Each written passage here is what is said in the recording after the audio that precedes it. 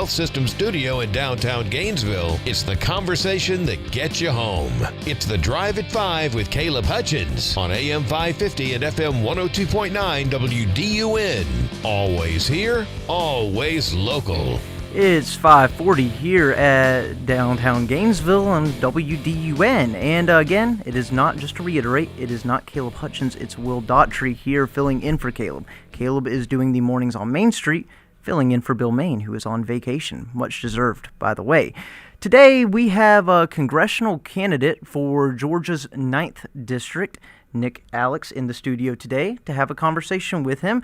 Nick, we've spoken to you at the No Kings protest in June, at your town hall in August, so I'm sure a lot of our listeners have already seen a lot of you being around town and stuff, but for those that don't know, what is your campaign about?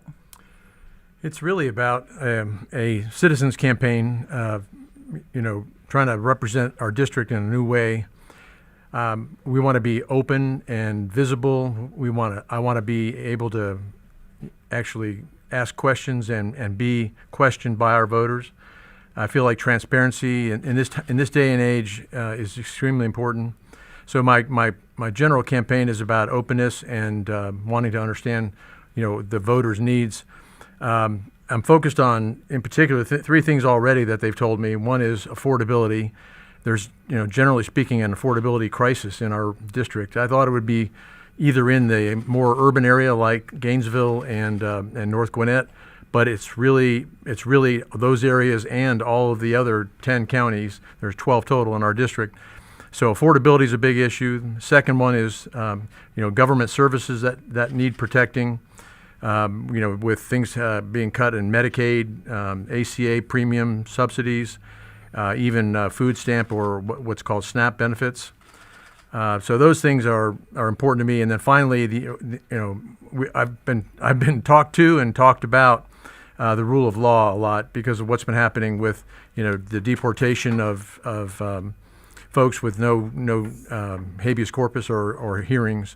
So it's those three things: affordability, government services, and rule of law, and so much more. But those are the three main. Right.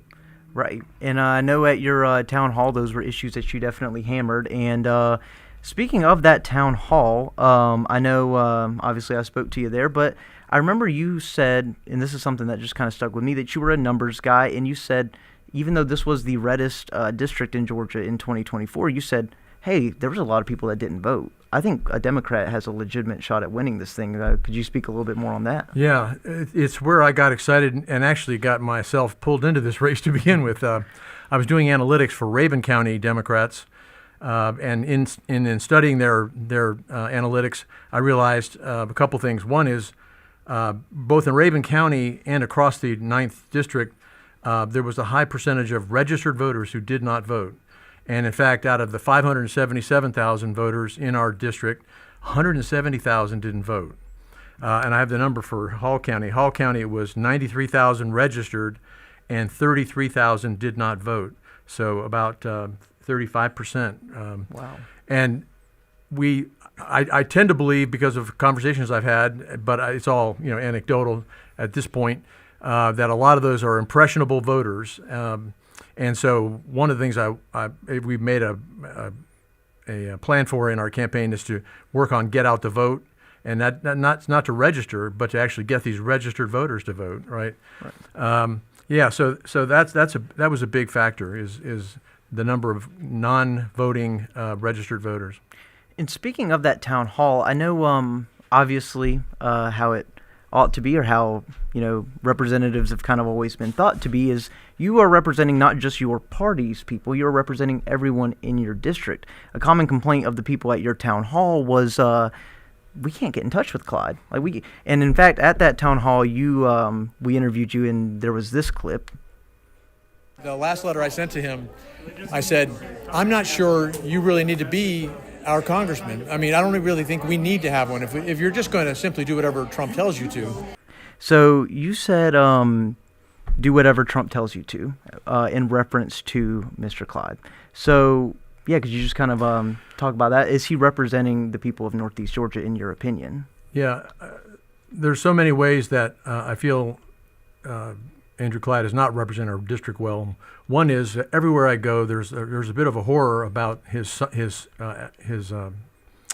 election signs having an AR-15 on the front, and that's his main interest. And obviously, he owns 2 armories. I understand he's going to be interested in guns, but that it's not a very common connection he can make with voters who are worried about their own sale of guns. So but more than that, he's hard to get hold of. I've been to his office twice. I presented letters to him twice. I mentioned to his staff who I was, that I would be running against him, God willing, as I get through the primary process. But, never have heard from him. And everyone in the crowd that I've been at his office with have said the same things, that he's not present. I think he goes to prescribed events where he knows who the audience is, and he doesn't have to do anything off the cuff. I'd like to meet him. I'd obviously like to debate him. I've been to a couple of empty chair debates where he didn't show up and was invited by a local Democratic Party chapter or county. He's elusive, and to me, that's not the way to run. If you're going to be the representative, you've got to go in and find out what the needs are and then represent those back. And I just don't think that Andrew Clyde has done that. He's got his own set of favorite issues, and that's what he keeps pounding away at. But they're not the things I'm hearing as I'm out on the campaign trail. I've been to 11 out of 12. I'm going to be in Jackson County Thursday night. And that'll be the 12th county. I put over 3,000 miles on my car, going to all the various counties. And this is a constant theme. Where is he? Why doesn't he respond to us? Why isn't he talking to us? And how can he possibly represent us? So that's the kind of campaign or the kind of candidate I'd like to be, is the one that's going to truly represent the will of the people.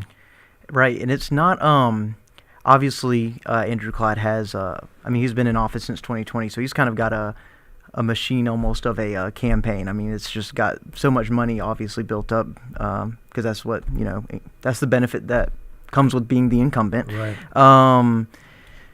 But yeah, obviously the odds might be stacked against your favor, but